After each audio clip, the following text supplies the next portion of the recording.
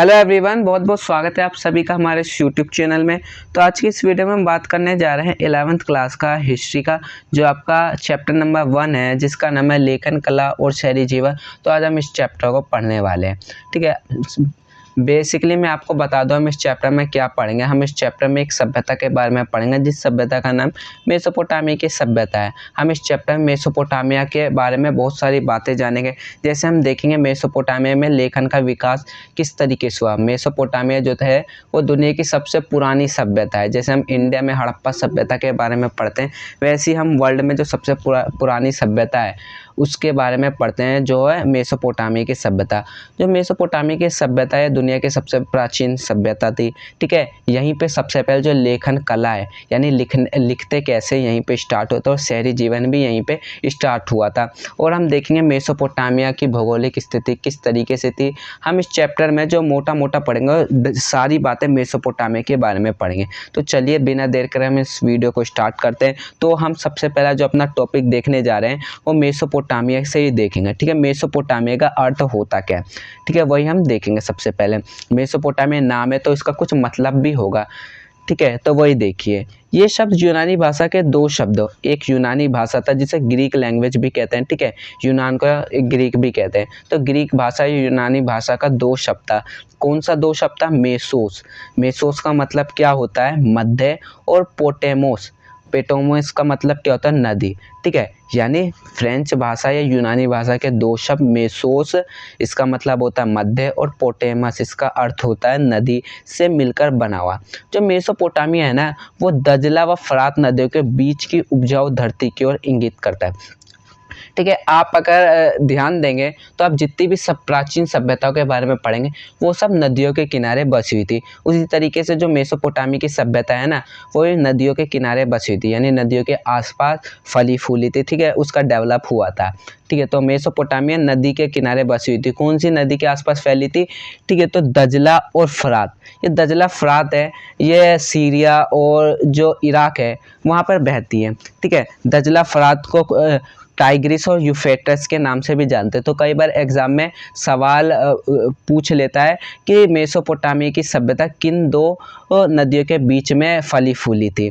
ठीक है, और उसके ना दजला फरात नहीं देंगे, आपको टाइग्रिस और यूफ्रेटिस दे देंगे, बच्चों को कंफ्यूज करने के लिए टाइग्रिस और यूफ्रेटिस दे देंगे। ठीक है, तो बच्चे इसमें कंफ्यूज हो जाते हैं। तो दजला और फरात को क्या कहते हैं? टाइग्रिस और यूफ्रेटिस रिवर कहते हैं। ठीक है, इंग्लिश में इन्हें ये कहते हैं। ठीक है, तो यहाँ से आपको इतना क्लियर होगा। जो मेसोपोटामिया, ये दो शब्द जो यूनानी भाषा उसका दो शब्द है। मेसोस इसका मतलब होता है मध्य, और नदी इसका मतलब होता है ठीक है, पोटेमस जिसका मतलब होता है नदी, इससे मिलकर बना है। इन जो मेसोपोटामिया है वो दजला और फरात के जो बीच का जो क्षेत्र, उपजाऊ क्षेत्र है, ठीक है, इसके आसपास का जो क्षेत्र है, दजला और फरात के आसपास का क्षेत्र है, उसके बीच में जो उपजाऊ धरती है, उपजाऊ क्षेत्र है, उसके बीच के क्षेत्र को क्या कहते हैं? मेसोपोटामिया कहा जाता है। ठीक है, यहाँ से आपको इतना क्लियर। अब देख लीजिए, और भी हम जान लेते हैं मेसोपोटामिया के बारे में। आपने मेसोपोटामिया का नाम पहले शायद ही सुना होगा, क्योंकि इसका जो अब नाम बदल दिया गया है। ठीक है, तो मेसोपोटामिया के बारे में और भी बातें हम जान लेते हैं। मेसोपोटामिया आजकल इराक गणराज्य का हिस्सा है, या यहाँ से ये कह सकते हैं इराक का जो प्राचीन नाम है, पुराना नाम है, वो मेसोपोटामिया था। जो मेसोपोटामिया है, इराक एक देश है, गल्फ कंट्री का एक देश है। ठीक है, उसका हिस्सा है। ठीक है, मेसोपोटामिया। ठीक, शहरी जीवन की शुरुआत मेसोपोटामिया होती है। जो शहरी जीवन है उसकी शुरुआत मेसोपोटामिया में हुई थी। ठीक है, आपको शहरी जीवन और ग्रामीण जीवन के बीच में अंतर पता होगा। नहीं पता तो शहरी जीवन होता क्या, यहाँ के जो लोग होते हैं वो आत्मनिर्भर नहीं होते। ठीक है, यानी जो दूसरी चीज़ें उनके लिए गाँव के लोगों के ऊपर डिपेंड रहते हैं, जैसे कि खेती, जैसे फल के लिए, सब्जी के लिए, कच्चे माल के लिए। वो जो गाँव वाले लोग हैं, ग्रामीण क्षेत्र में जो लोग रहते हैं, उन पर निर्भर रहते हैं शहर के लोग। ठीक है, वो आत्मनिर्भर नहीं होते हैं। तो जो मेसोपोटामिया है वहीं पे सबसे पहले जो शहरी जीवन है उसकी शुरुआत हुई थी। मेसोपोटामिया की सभ्यता अपनी संपन्नता, शहरी जीवन, विशाल एवं समृद्ध साहित्य, गणित और खगोल विद्या के लिए प्रसिद्ध है। जो मेसोपोटामिया है वो इतना प्रसिद्ध क्यों है? उसके पीछे एक कारण है, इसकी अपनी संपन्नता। जो मेसोपोटामिया है ये बहुत अमीर सभ्यता हुआ करती थी। यहाँ पर पुरातत्वविदों को बहुत बड़े बड़े शहरों के अवशेष मिले। ठीक है, उनके साक्ष्य मिले। ठीक है, यहाँ पे बहुत बड़ी बड़े वास्तुकलाएँ थी। ठीक है। और यहाँ की जो शहरी जीवन है ये भी इसकी विशेषता है। विशाल एवं समृद्ध साहित्य, जो मेसोपोटामिया के लोगों का एक विशाल यानी बहुत बड़ा और समृद्ध क्या था, साहित्य था। इन्हीं साहित्यों से हमें मेसोपोटामिया के बारे में बहुत सारी जानकारी मिलती है। गणित और खगोल विद्या के लिए परिचित, गणित में इन्होंने बताया था वर्गमूल, घनमूल, ठीक है, जमा घटा गुणा भाग, इन्हीं की देन है मेसोपोटामिया वालों की। और जो खगोल विद्या है ये भी इन्हीं की देन है, इसलिए जो मेसोपोटामिया है ये प्रसिद्ध है। अब देखें नेक्स्ट हम देख रहे हैं मेसोपोटामिया के ऐतिहासिक स्रोत, यानी जो मेसोपोटामिया है उसके बारे में हमें जानकारी किस तरीके की मिलती है कि जो मेसोपोटामिया की सभ्यता है वो बहुत पुरानी है। अगर आप अंदाज़ा लगाएंगे तो आज से 6000 7000 साल पुरानी सभ्यता है। तो उस समय बुक तो हुआ नहीं करते थे जिससे हमें इस सभ्यता के बारे में पता लगेगा। तो पुरातत्वविदों को किस तरीके से इस सभ्यता के बारे में पता लगा वही देखते हैं हम, ठीक है। मेसोपोटामिया के ऐतिहासिक स्रोत कौन कौन से हैं, इनमें क्या क्या शामिल है, इमारतें, मूर्तियाँ, कब्रें, आभूषण, औजार, मुद्राएं, मिट्टी की पट्टिकाएं और लिखित दस्तावेज भी है, ठीक है। इमारतों से अब कैसे पता लगेगा, आप सोचेंगे इमारतों से इतने 1000 साल पहले जो सभ्यता है उसके बारे में कैसे पता लगे। तो उन लोगों ने कई सारी इमारतें बनाई थी, ठीक है, इमारतें बनाई थी तो उनसे हमें इसके बारे में जानकारी मिलती है, ठीक है। मूर्तियाँ हैं, मूर्तियाँ भी उस समय बहुत सारी बनाई जाती थी क्योंकि वहाँ के जो लोग हैं वो अलग अलग देवी देवताओं की पूजा करते थे, ठीक है। तो मूर्तियों से भी उस सभ्यता के बारे में हमें जानकारी मिलती है। जो मेसोपोटामिया के लोग हैं जब कोई मर जाता था तो वो दफना देते थे कब्र के अंदर, तो वहाँ से भी हमें बहुत सारी जानकारी मिलती है मेसोपोटामिया के बारे में।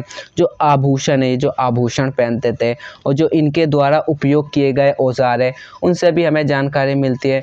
जो मुद्राएं हैं, ठीक है, मिट्टी की पट्टिकाओं से बहुत महत्वपूर्ण जानकारी मिलती है। आप याद रखें जो मेसोपोटामिया के बारे में बहुत सारी जानकारी और मिट्टी की पट्टिकाओं से मिलती है क्योंकि उस समय कागज़ का जो आविष्कार है वो नहीं हुआ था। तो यहाँ के जो लोग हैं वो मिट्टी की पट्टिकाओं पर लिखते थे। अब आप पूछोगे मिट्टी की पट्टिकाएँ क्या होती हैं, तो जो मिट्टी होता था, चिकनी मिट्टी होती थी, उसे आटे की तरह गूंथ लिया जाता था और उसे कुछ इस तरीके से बना लिया जाता था, ठीक है, आयत के आकार का बना लिया जाता था और इसके ऊपर एक पेपायरस नाम का पौधा हुआ करता था, ठीक है, उससे लिखा करते थे, इसके ऊपर खुरेद कर लिखा जाता था, ठीक है, क्योंकि जो मिट्टी है उसके ऊपर तो खुरेद के लिखा जाता है। और जो लिखित दस्तावेज है, ठीक है, कई सारे वहाँ पे शासक हुए हैं और जो बाद में जो यूनानियों ने इनके ऊपर जब इनको कब्ज़ा कर लिया था मेसोपोटामिया में, तो उनके भी बहुत सारे दस्तावेज है जिससे हमें मेसोपोटामिया के बारे में बहुत सारी जानकारी मिलती है, ठीक है। यहाँ से आपको इतना क्लियर हुआ होगा। अब देख लीजिए हम नेक्स्ट टॉपिक अपना देखने जा रहे हैं, वह मेसोपोटामिया और उसकी भौगोलिक स्थिति। जो मेसोपोटामिया है उसकी जियोग्राफिकल कंडीशन किस तरीके से थी। बेसिकली हम मेसोपोटामिया को 4 तरीक़ों से बांट कर देखते हैं, ठीक है। उसके जियोग्राफिकल कंडीशन जानने के लिए 4 तरीके से जानते हैं, नॉर्थ, साउथ, ईस्ट, वेस्ट, ठीक है। 4 तरीक़ों से हम मेसोपोटामिया के जियोग्राफिकल कंडीशन को बारे में जानकारी मिलते हैं। सबसे पहले हम नॉर्थ के बारे में जानेंगे, यानी उत्तरी भाग के बारे में देखेंगे किस तरीके का उत्तरी भाग था, ठीक है। फिर साउथ के बारे में यानी दक्षिण के बारे में, फिर पूरब और पश्चिम के बारे में हम जानेंगे। तो चलिए देखते हैं, ठीक है। जो इराक है भौगोलिक विविधता वाला देश है। जो इराक है जिसे मेसोपोटामिया भी कहा जाता है, ये बहुत विविधता यानी वेराइटी बहुत है इराक के अंदर या मेसोपोटामिया के अंदर। अब ये देख लीजिए इसके पूर्व में क्या है, ठीक है, पूर्व के अंदर हम देखेंगे यानी इस तरफ क्या है इराक के या मेसोपोटामिया के, वो देखते हैं। हरे भरे ऊंचे नीचे मैदान यहाँ पे पाए जाते हैं मेसोपोटामिया के, ठीक है। बहुत सारी पर्वत श्रृंखलाएँ हैं, ठीक है, रॉक्स रेंज है, ठीक है, यहाँ पर पाई जाती है। यहाँ स्वच्छ झरने भी हैं, ठीक है। जो पूर्व का भाग है, ईस्ट वाला भाग है, यहाँ पे स्वच्छ झरने भी पाए जाते हैं। बहुत तरीके के बहुत वैरायटी के जंगली फूल भी पाए जाते हैं और यहाँ पे जो बारिश होती है वो भी ठीक ठाक हो जाती है, ठीक है। तो इसके पूर्व के बारे में आपको पता लगा किस तरीके का जियोग्राफिकल कंडीशन है। अब उत्तर में देख लेते हैं कैसा, यानी नॉर्थ भाग में देखते हैं मेसोपोटामिया के किस तरीके का जियोग्राफिकल कंडीशन है।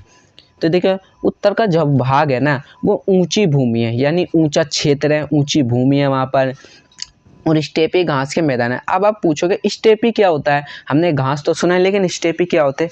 तो जो घास होता है वो भी बहुत तरीके के होते हैं, ठीक है। घास की भी बहुत सारी नस्लें होती है जिसमें स्टेपीज भी आता है, ठीक है, पंपास भी आता है, डाउन्स भी आता है, प्रेरीज भी आता है। तो जो घास का एक नस्ल है, ठीक है, एक प्रजाति है स्टेपी, ठीक है। तो इसके उत्तर भाग में स्टेपी घास के बड़े बड़े मैदान थे, ठीक है। और जो पशुपालन भी किया जाता था यहाँ पे, क्योंकि घास के मैदान थे तो यहाँ पे क्या किया जाता था, पशुपालन भी किया जाता था लोगों द्वारा।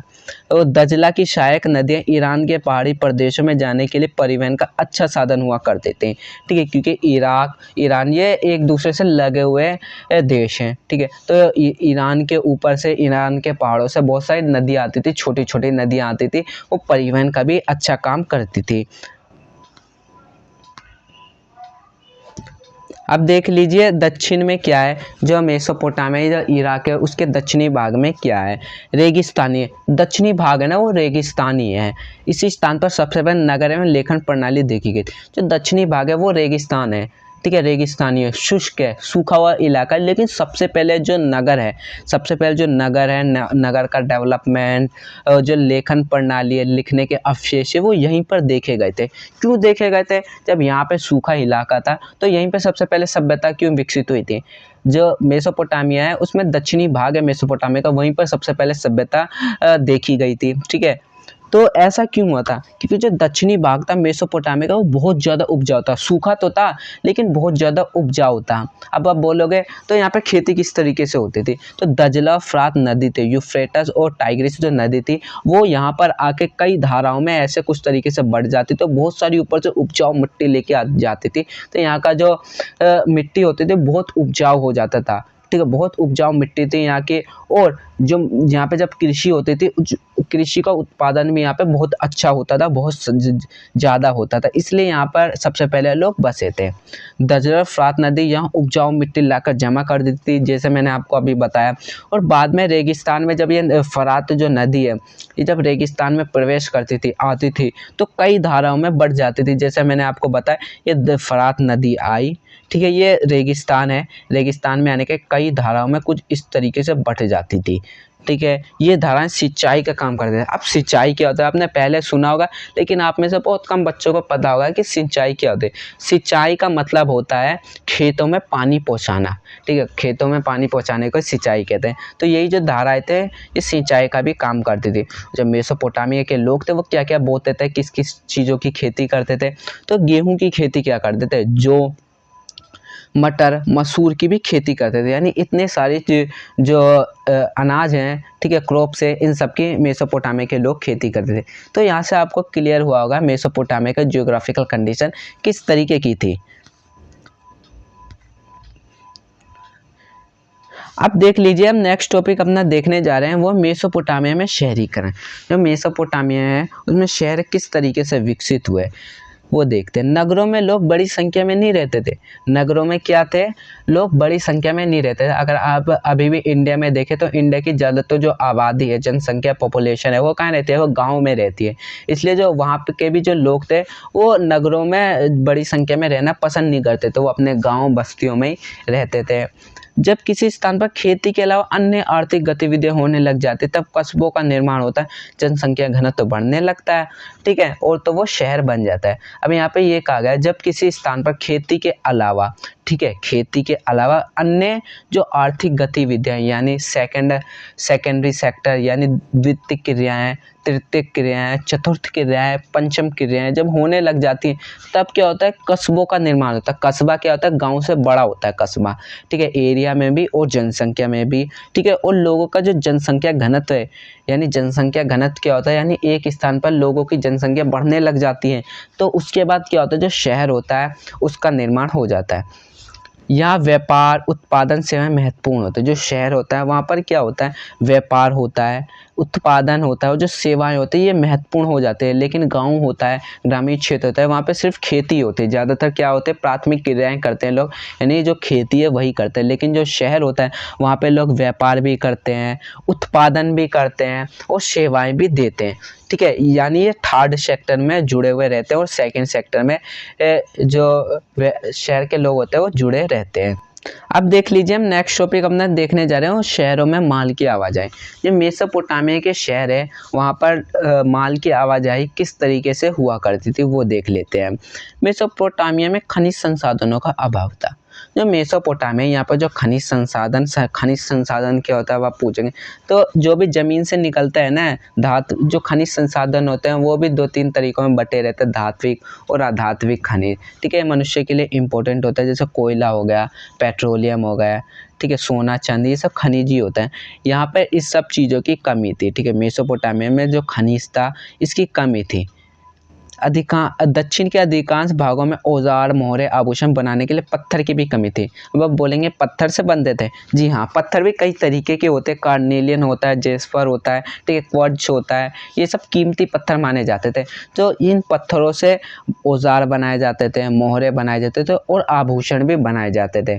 ठीक है, दक्षिणी भाग में, क्योंकि दक्षिणी भाग में मैंने आपको बताया सबसे पहले जो शहर है लेखन कला है वो विकसित हो गई थी। इराकी खजूर है, यहाँ पे माफ़ करना मिसप्रिंट हो रखा है। जो इराकी खजूर है वो पॉपुलर पेड़ों की लकड़ी वाहन बनाने व पहिए व नाव बनाने के लिए अच्छा नहीं माना जाता, क्योंकि जो इराक है, जो मेसोपोटामिया, वहाँ पे आप देखेंगे तो वहाँ पे ज़्यादातर जो पेड़ है कौन से उगते हैं, वो थोड़ा सूखा इलाका है तो वहाँ पर ज़्यादातर खजूर के पेड़ उगते हैं। और जो पॉपुलर के पेड़ की लकड़ी होती है वो जो वाहन बनाने के लिए या पहिए बनाने के लिए, नाव बनाने के लिए अच्छी नहीं मानी जाती थी, इसलिए दूसरे जो देश हैं वहाँ से इन सब चीज़ों का आयात करते थे। औजार, पात, धातु, गहने बनाने के लिए कोई जो खनिज था ये सब नहीं था। औजार बनाते थे, पात्र बनाते थे, धातु, गहने, इन सब चीज़ों के लिए कोई भी यहाँ पे जो खनिज थे वो नहीं थे। ठीक है,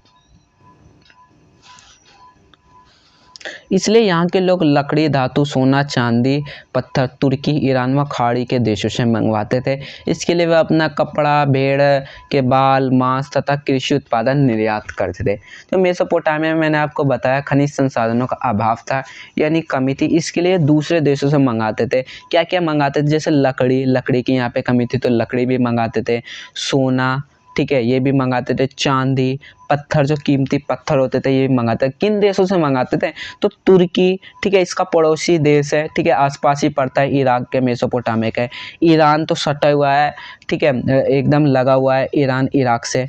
ठीक है, तो ईरान, वो जो दूसरे खाड़ी के देश हैं, दूसरे जो गल्फ कंट्री, यहाँ से ये जो खनिज है ये मंगवाया करते थे। इसके लिए क्या देते थे, आप कुछ चीज़ दे रहा है, कोई कुछ चीज़ दे रहा है तो उसके बदले में कुछ लेगा भी, तो इसके लिए क्या देते थे, तो अपना कपड़ा दे देते थे, ठीक है, भेड़ के बाल, ठीक है, मांस दे देते थे, कृषि उत्पादन निर्यात करते थे, यानी उनको दे देते थे, क्योंकि उस समय करेंसी तो हुआ नहीं करती थी, तो वस्तु विनिमय जो सिस्टम है वो चलता था वहाँ पर। जलमार्ग का इस्तेमाल व्यापार के लिए होता था, माफ़ करना यहाँ पे मिसप्रिंट हो रखा है। जो जलमार्ग है इसका जो इस्तेमाल है वो किस लिए होता था, वो व्यापार के लिए होता था। ठीक है, यहाँ पे एक बात रह गई कि जो मेसोपोटामिया वाले लोग हैं वो, उनका जो भारत है इससे भी व्यापार हुआ करता है। भारत में किससे, सिंधु सभ्यता के बारे में, हड़प्पा सभ्यता के बारे में आपने पढ़ा होगा, तो उनसे भी व्यापार हुआ करता था। ठीक है, तो आई होप अभी तक मैंने आपको जितने भी टॉपिक समझाए होंगे आपको समझ में आए होंगे। अगर फिर भी आपको किसी टॉपिक में डाउट है तो आप हमें कमेंट में पूछ सकते हैं। ये जो आपका चैप्टर होगा ये अगले पार्ट में पूरा करवा दिया जाएगा। अगर आपको हमारी वीडियो थोड़ी बहुत भी यूज़फुल लगी हो तो वीडियो को लाइक कर दो और चैनल को सब्सक्राइब भी जरूर करें। तो जल्दी मिलते हैं हमारे नेक्स्ट वीडियो में।